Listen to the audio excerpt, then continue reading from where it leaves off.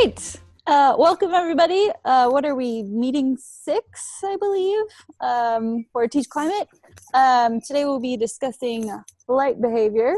And then if anybody else has any interesting climate change conundrums to talk about, the things happening just in the world or in your classroom, we'll discuss anything there. So, anybody want to start just with I've got a couple of questions that I can pose. Krista, Sarah, Betsy, did y'all read the book? Yeah, I have taught this book. Oh, awesome. Well, I'm very excited to hear your take. I am terrible, and I got about halfway through. But it's a lot. I guess I didn't know what to expect. Everyone talks about this book being like one of the environmental ed books to read, and I feel like I've just missed the boat and haven't read it, but it's so good. And it's the word I used was drippy, just with her descriptions and how she talks about things. So it's so beautifully written, let alone just the actual take of the story. But if anyone wants to jump in, and Krista, if you've got some insight and thoughts about teaching it and what you thought of it, by all means. Go for it, Krista. You have to leave early. I want to hear what you say. All right. Well, the one thing about this, I taught it in English 100. It is rather long and slow for English 100, but it is very beautifully and carefully written. But the one thing that happened when I taught this book that was really cool is that I was using like a literature circles model, and we had a couple of different books and students can choose. And there was a young group of young women chose this book, and in their group I was team teaching with the biology teacher. It was a learning community with English and biology, and I put her in the group, the biology teacher, and they read the book together. And these young girls, they said that they wanted to change their major to be like science majors. Like, the book truly gave them a vision of themselves as scientists. And that's what the book is about. Like, what I sort of see in that book is that it's like a love story about science. And the main character, she's about to have the affair with the telephone guy, and then she doesn't. And then when the scientist shows up in his mobile van and starts doing all this science stuff, I feel like she falls in love with him, but she doesn't. She falls in love with science. And I felt like these young girls really got that from the novel. And that particular group, that was almost 2 years ago.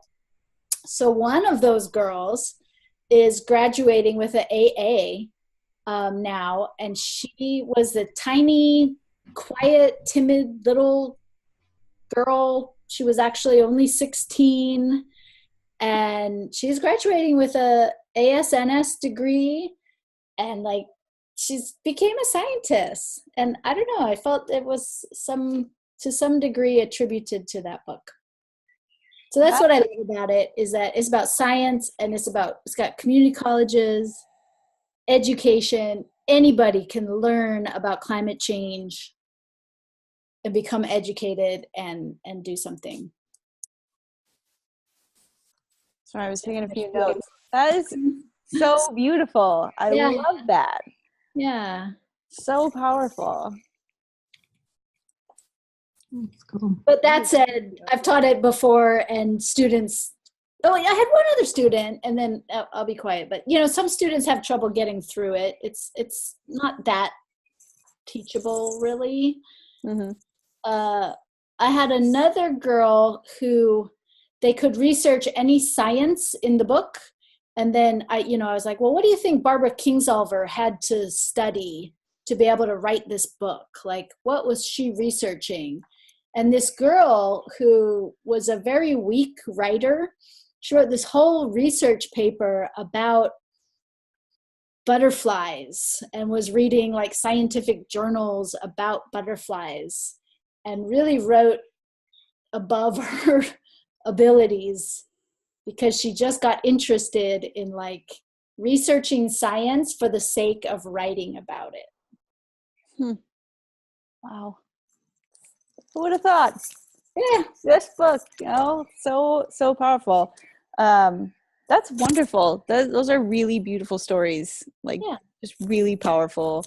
Of one book. Thank you for that. That was awesome. One of the things that I got out of the book was where she was out in the field working, and there was the one guy that he wasn't from 350.org, but he was doing these other surveys with people to try and get them to reduce their carbon footprint, basically. And he's going through it step by step with her, and she's like, nope, that's not me. I can't do that. I can't do that because, like one was, get a hybrid vehicle, and, they're just living by day and trying to keep whatever vehicle they have running and stuff like that. And so it really hit home because part of this grant that we're doing right now with the NOAA Resiliency is one of the teachers that works at a charter school. He coined the term this summer of environmental racism. And I hadn't heard that before. But basically what he was trying to get across to all of us is that, my students are climate literate, even though it's, because we were going through the whole standards, the climate literacy standards and the principles of climate literacy. He goes, because they live it every day. It's part of what they're living. And he said, I go in and I talk to them every day because I realize that I come from a place of privilege that they don't have. And so that really hit home with that little vignette with her trying to do that survey, and none of it really applied to her because she was living day to day and they were living on, whatever means they could manage. And so I'm like, well, that's a good example of what he was trying to get across to us. So. And even so, they're still living within their means. So some of the stuff she's like, we're already doing that. We're not spending more than we need to, or wasting all this, or, I'm already going to the Salvation Army, to the secondhand around store and doing all, there was a good chunk of stuff that she was already doing. So that was pretty neat too. Yeah, it's just part of their life that this is ways that they're saving money, not necessarily thinking about solutions to climate change or something. Yeah, that's really interesting. Hi, Devarti. You're muted. Devarti, you're muted. Can't hear you. I'm finally got on, but I was still trying the other. Yeah, I'm sorry. But someone said yes. Like someone said yes. So then when I logged on here, it said, no, you've been accepted to the other meeting. Yeah, we had 2 meetings scheduled. Yeah, our youth group is meeting with some students down in Rochester right now. And so I didn't realize they were scheduled at the same time. We can't do that. So no, that's fine. That's fine. But I was going to hang out with them instead of you guys. So, but I like the book. It's a hard read after Same Sun because that was like a quick zooming. And here it's not hard because of the content. It's just hard because so much is going on. It's like I feel I start envisioning things, and then I feel like she lives right next door to her mother-in-law, and that's like, oh my God. And then the little kids, it's like a little bit chaotic. It's like the chaos of life. Mm-hmm. And then this huge environmental thing, and the huge mass butterflies. So it's like a little bit, oh wow, oh, what happened here?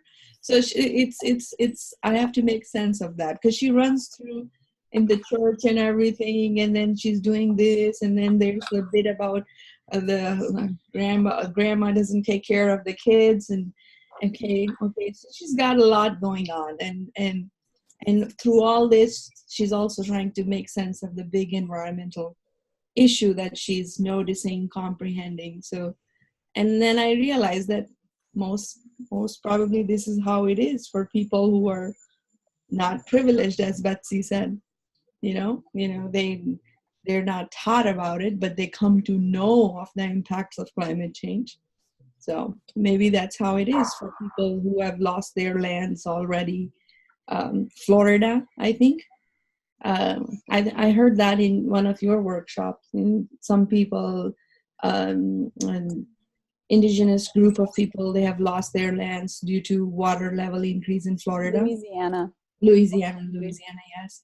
So, I mean, not necessarily they were reading about climate change, but they were experiencing it and making sense of it while going through their everyday lives. Mm-hmm.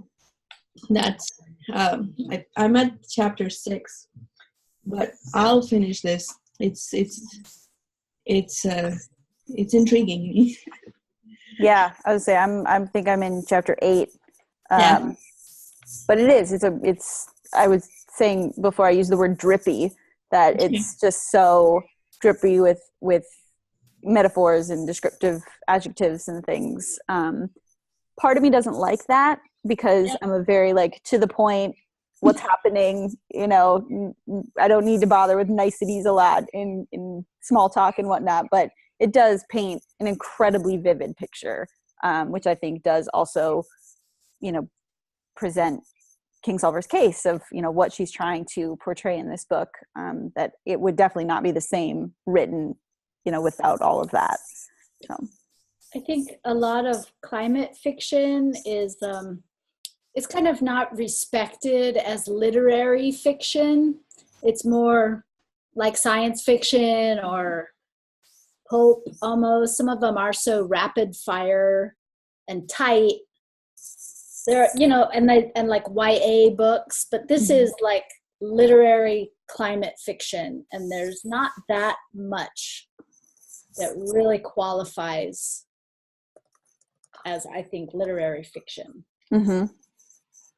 No, I absolutely totally see that. I think that's really good descriptive or description of this book. Okay. Sarah, any thoughts? Just trying to unmute myself. Yeah, no worries. So I finished it today. Nice. And at the end, it goes through, all the people she's thankful for and how she got all her information. And I was very surprised that, there's actually a place in Mexico that, where these butterflies used to go, and they lost that habitat. And then talking about all the scientists and individuals that she talked to gain all this information, talking about the science. If there's, she had all this help to gather the information.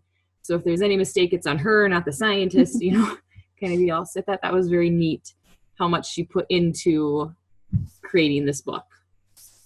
And then again, how many levels of, she's got her family life with her husband, the connections with her mother-in-law, the church life, and this, up on the hill with the butterflies, just all of these weird, multiple stories, and all relating to one. It just definitely kept me intrigued. And at the beginning, I was a little skeptical whether I was reading the correct book or not, going, how am I relating this to climate change? What's going on here?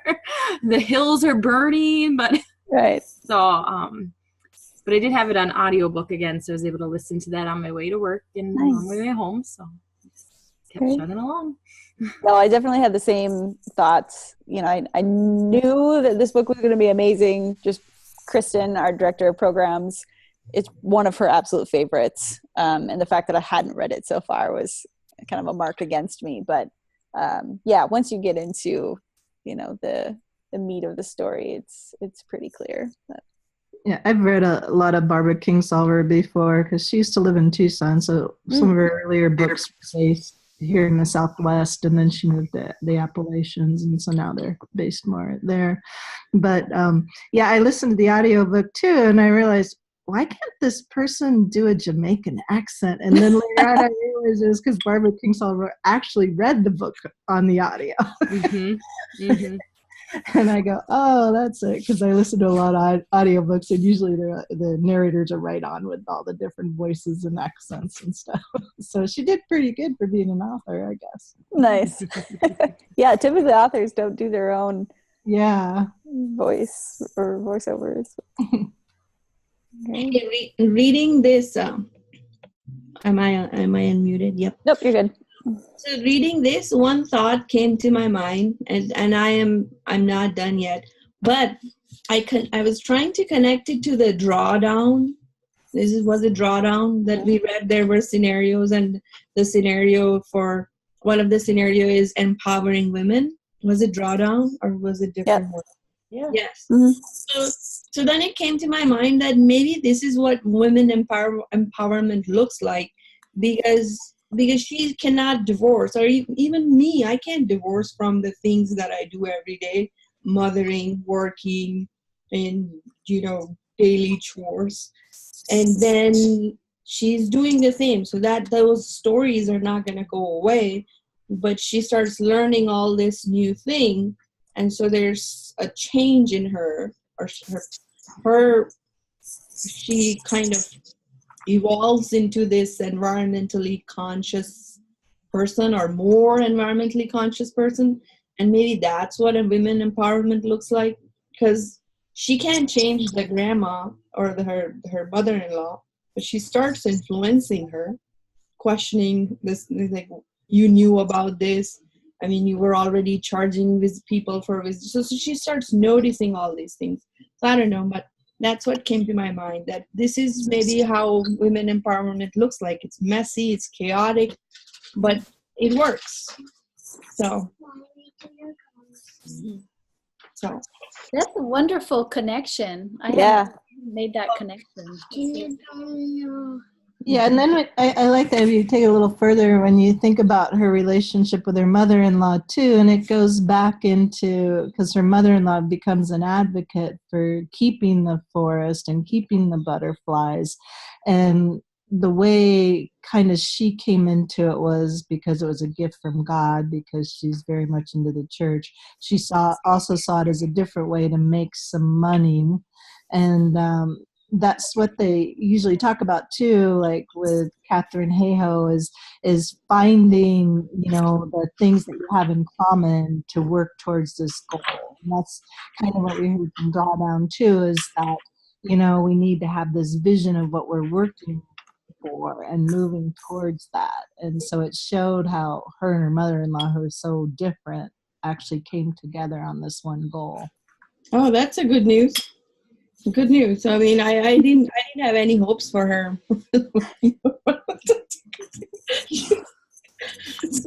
That's good. I'll have something to look forward to. You find out they have more in common than you think. Okay, awesome. Now stop. It's like, what is this woman? I mean, she was giving me stress. Like, yeah, definitely. Hester's not my favorite. Doesn't change the diaper. It's like, come on. Yeah. But Zavardi, I completely I appreciate your connection between drawdown and flight behavior, and making that connection and thinking more about, like, this is what empowering women looks like. And maybe it's not something that we, really know what it looks like and how it could look, and it's going to look 100 different ways. But I think this is a pretty good sense of reality, of what that could be. Betsy posted a link about in our group about the solutions where you click, you can do something, sign up. Right? Yeah, I saw it. I haven't clicked on it. Yeah, I started a team, but I haven't solicited yet. I was thinking of soliciting the group of teachers that I'm working with. But you can create a team, and then it asks you to go through some of the different solutions and pledge to doing stuff. And the thing runs starting April 4th for a few weeks on Project Drawdown. So it's starting to look at some of their solutions and things that you can do locally. So some of them are pretty simple, like just your eating habits and your food waste and where you buy your food. And, other things are just, research this, and then you get some points for doing that, like refrigeration management kind of thing. And so it was kind of interesting. It gives you a chance to finally act on something and see what it means. Yeah, so that's when I was looking through, and that's when I fell asleep. Like, stopped at the girl, the empowering girls. There's this column over there, and then I fell asleep. And in the morning, that's what I was thinking, like maybe this is messy, and that's what it is. So that's where I was in the book, and I fell asleep with that. Betsy posted. Nice. No, that's good. I'm gonna look a little bit more closely into that. It'd be fun to put. Yeah, I bet you already do many of those things there. So, but having challenges like these, I mean, I never know how to connect. How to talk to people about let's make this change. I don't know how to do that, but these things, even the youth programs that Climate Generation does, then I start, okay, that's how you would go about it. That's how you would talk about reducing your carbon impact, day-to-day actions. So these movements are coming up, and the connection to the science is slowly becoming clearer to masses. I feel that. I'm not sure of that, but I feel that. As I see my neighbors who are very, very, very used to be very conservative, but now they're opting for paying for recycling, because we have to pay for recycling over here. And I've seen my other neighbor who doesn't pay, but they started bringing stuff to the drop-off stations. So that's a very big thing, because I've been here for 2 years and they throw everything away. I mean, I've told myself not to dig in their trash, but they've started doing it. So it's more power to them. So I don't know why these things are happening, but maybe there's hope. I've mentioned this a couple times. We have worked with a school out in Washington, D.C. Natalie, who was on last month's call, talked about some of the work that they did, and they did Same Sun here. And she was talking to me in a call a few weeks ago because they have completely redone their 6th grade curriculum to be completely climate change centric. And she had some conversation. I don't know if it was on this call or somewhere else. And someone was talking about, or asked if they'd had teacher or parent pushback on the fact that their 6th grade curriculum is totally climate change centric. And she had done some research on the adoption and innovation curve, which I hadn't heard of before. There's a last name associated with this. But basically it's a bell curve of how people adopt innovative technological ideas, or in this case where we're talking about climate change. And so you look at, the very first part of the bell curve is like those very early innovators, like about 3%, they jump on with any new idea just because it's new and they want to be cutting edge. And then you have a 12%-ish slice of the bell curve that they're, after those first innovators, they're still, want to be, on the leading edge of things.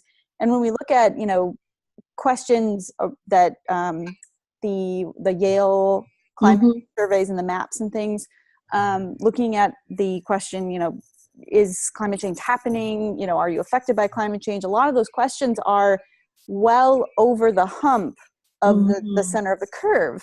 So we are into that, the last section is, I think, called the laggards, and then the section before, the late adopters, basically. We're in that 60 to 70% of people that agree and people that are on board. And so, yeah, we're still going to get pushback from the super conservative people and those that really don't like change and are going to fight it no matter what it is. But to the everyday people, where, we have convinced, like, people understand and people get it. So I used that in a meeting last week. I was like, here's a little nugget of climate hope, maybe. I don't know if that's helpful or not. But it was just an idea that I hadn't heard of before. So it was kind of interesting to. From my one neighbor, I had this conversation, and theirs is faith-based. They're following their church, and the church is simply saying the planet is ours to maintain. The planet is, it's a part of our duty, and we should invest in that financially with our actions. We should do it anyway, every ways. So that's where they're coming from, and I don't mind it. That's where, you know, my mom's been hanging over there for years, and fine with me, you know. So I'm fine with it. Yeah, find the place where you can meet that person, or find the place, you know, what is their story, what is their connection, what's their important to them, and use that and make the connection using that piece of information. You know, sometimes that's all we can do. What's the word for that? Their church is using stewardship. Yes, that's the word that they're using. Yep. And I'm fine. I'm like, yes, great, amazing. They even bought a Honda, like their new cars and everything, and they're I'm fine with it. And I'm like, you know what? The way you want to do it, I'm fine. We all want a common goal. Yeah. Maybe it's more financial for some people and, you know, less carbon for other people, but, you know, in the end it's a similar goal. We're just all going to get there in a different way. And the other thought that's minimalism is something that's floating around here, even in the younger generations.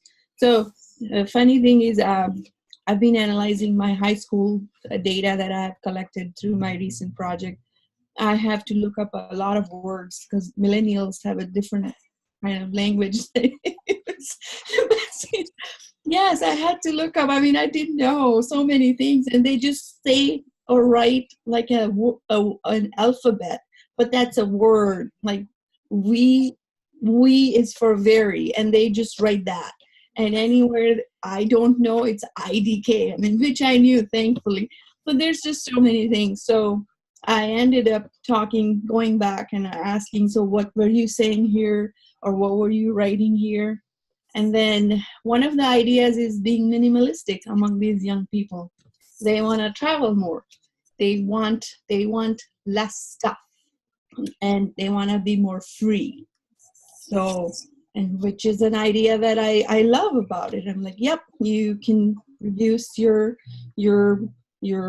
big house and big car, and you can travel, do things that you want, save money. But that's where they are. Yeah, so not having, one of the students says, well, I made a big change this year because I don't have 5 headphones anymore. I have 1 pair of good ones. And I was like, that is amazing. That is amazing. And we were talking about, first we were talking about the science part of it, and then we were talking about the actions part of it. So all her actions were, I'm going to go here after college with South American countries somewhere to see other kinds of people, other ways of living. And then I will have less stuff so I can save more money, and then I'll be more organized. I'm like, I'm up with all these thoughts. Like, I'm cool with it. Oh, the word for it is fleek on. Wow, yeah, I'm not familiar with that one either. What's the word? Fleek on. Meaning what? Right on. It's like, I'm not saying it right. On fleek? Yeah, on fleek or fleek on. Yeah, I don't know, but that's what they say it. So, That's and funny. yeah, I made a list because it's coming in their interviews, and I'm like, what does this mean? I can't. So, I am 100% on board with the idea of minimalism. yes. 3 years ago, my husband and I got rid of all of our stuff, sold our house, and moved into an Airstream and traveled the country for a while. And it was it was life-changing for us because, yeah, we minimalized. We have next to nothing. You know, when we came home, we have now bought another house, but way less stuff than a typical American home because we just don't want it. You know, it keeps us, less cleaning time, less anxiety. You know, we're able to travel more because we're not like just trying to stack a house full of stuff. And I think that idea is, like you said, it's catching on with with millennials and with younger people. Travel is incredibly important. I just did a survey with 8th grade students around green STEM jobs and what kinds of jobs they want in the future. And for 8th grade students in Minneapolis, jobs that were creative and jobs that allowed them to travel and have flexibility were the most important. And I wasn't talking about specific jobs. It was like, what ideas do you want, in the future? And creativity and flexibility were number one. And that's. Well, that's very hopeful. I think that's very hopeful. You say hi? There's the Northwest Earth Institute discussion guides, if you're familiar with those, and they have one that's called A Different Way. Mm-hmm. And I let my classes choose which discussion guide they wanted to use as a textbook, and one of my classes chose that one. Mm-hmm. And it's all about millennials and voluntary simplicity. And it makes a really good high school level reader. And, so I asked, we're talking about that. Like, what do you want your life to be like? Mm-hmm. And it's different for me because we're not talking about sustainability anymore. We're talking about voluntary simplicity, which is really the mindset of degrowth. Right. So it's really interesting. And I have to say, like, half the class is bought into it, which is a weird phrase. Half the class embraces it, and half the class is like, no, they still want to go to medical school and achieve all these things and do all these, be busy and be busier.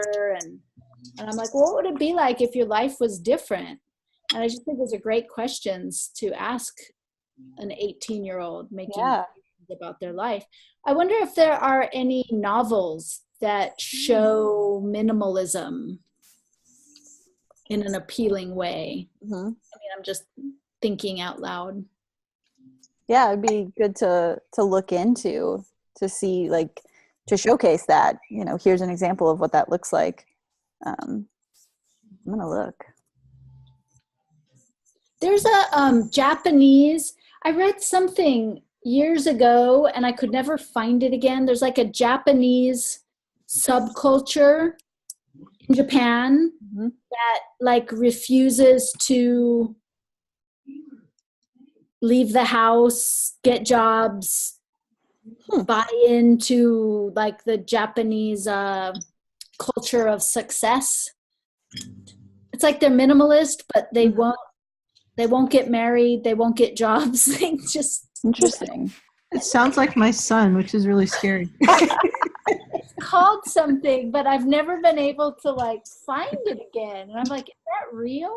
Is this really a thing? I don't know. When you said Japan, I thought you were going to the book, The Life-Changing Magic of Tidying Up. Well, which was life-changing for me. Yeah. Okay. So there's an essay in the Reader Northwest Earth Institute Different Way, which you can, I think you can see the first chapter for free. Or if you're a teacher, you can probably email them and ask for a digital review copy. Sure. But there's an essay in there about that book, The Life Magic of Tidying Up, and how clutter is a privilege. Like it says, if you've never had anything because your parents were, immigrants or forced displacement or refugees, if you've lost everything, you cling to things. Yep. And it's a privilege to say, oh, I don't need these headphones. I just have my one, because if you lose them, you can buy another one. And that's such a privilege. And my students were just like, so I told them all to like go home and clean their room and hold their objects and say, does this bring me joy? They're like, oh, miss, that's crazy. Right. That's really interesting. That's like the theme of that kind of idea of privilege tonight has come up multiple times and kind of an interesting piece of the discussion that it keeps coming up. I love this discussion. I do have to go. It's still the middle of our day here. I have to pick up kids from school. So. No worries. Thank you, Krista, for joining us. What are you going to read next time? I'm sorry if you're not. It's an elementary book. It's called Buried Sunlight, How Fossil Fuels Have Changed the Earth. So it's very short, but it is complex. There's some older, kind of middle school ideas in it, but it is a kind of a picture book. So thank you so much. I'm so glad I could. Yeah, thanks so much for joining in. I love what you're doing. It's awesome. Thank you. And thank you for giving us insight into flight behavior. We appreciate that. Yeah. Bye. Aloha.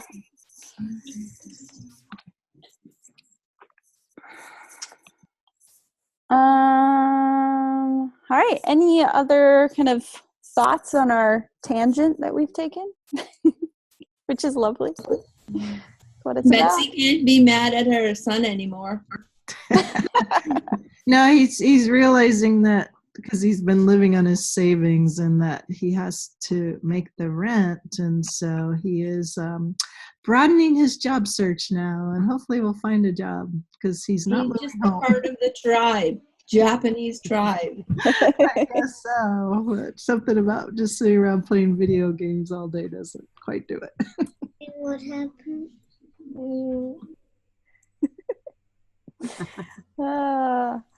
Awesome.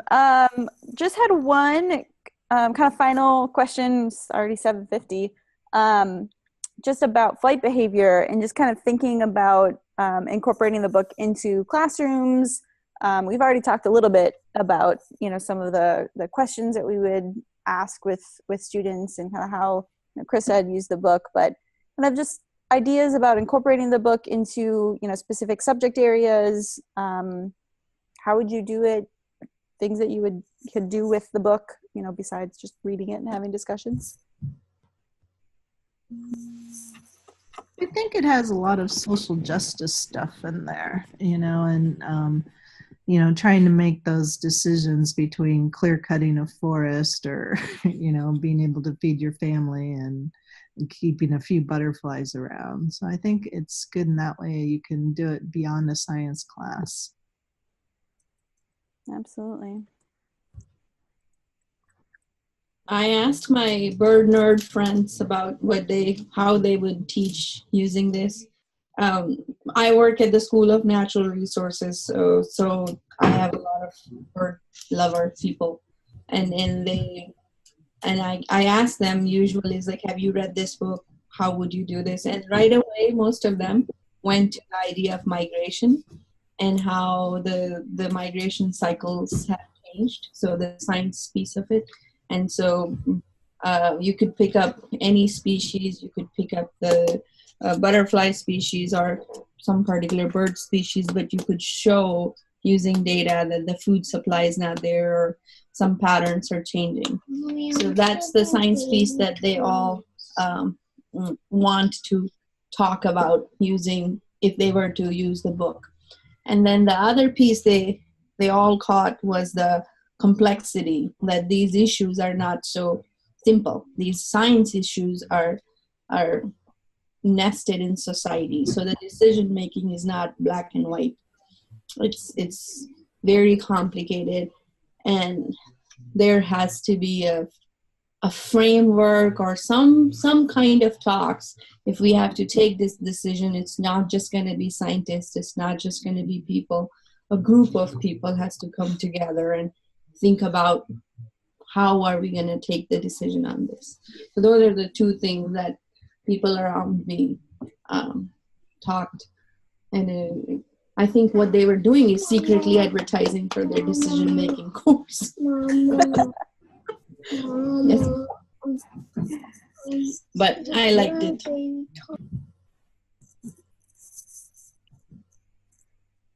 Okay, any other thoughts?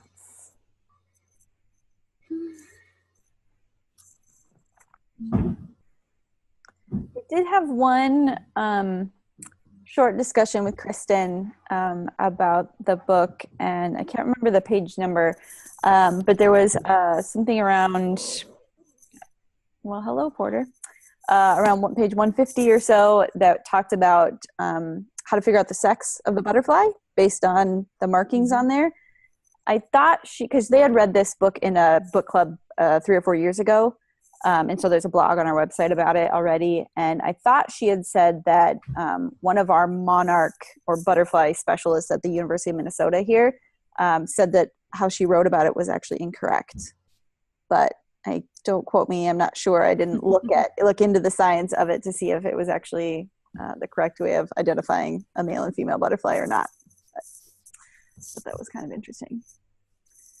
So, all right. Well, next month, like I said, the book is Buried Sunlight. It is kind of a picture book, younger grade level. I just thought I'd throw something in there a little bit different.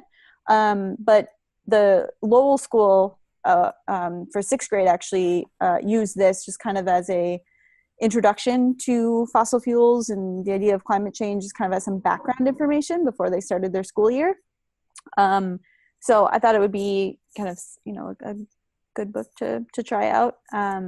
Really great pictures and information in there. So it is picture book, but there's some complex stuff in there. So hopefully you can get your hands on it.